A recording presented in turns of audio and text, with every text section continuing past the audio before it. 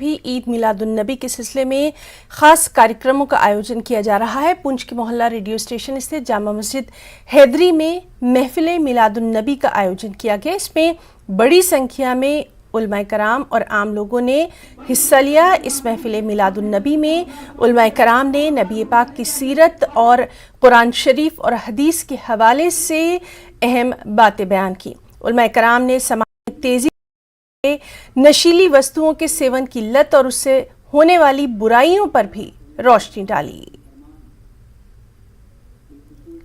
सब हजरात को ये अयां है कि रब्बी अव्वल शरीफ का महीना है और रब्बी नूर के इस मुकद्दस महीने के चांद के तुलू होते ही बाकी जगहों की तरह ज़िला पुंछ में भी मिलाद शरीफ की महाफिल का सिलसिला जो है वो चला आ रहा था। उसी सिलसिले की एक कड़ी जामा मस्जिद शरीफ हैदरी रेडियो स्टेशन में मुनक़िद हुई। उलमाए किराम ने आका करीम सल्लल्लाहु ताला अलैहि वसल्लम की सीरत तैयबा के गोशों को जो है बयान किया है।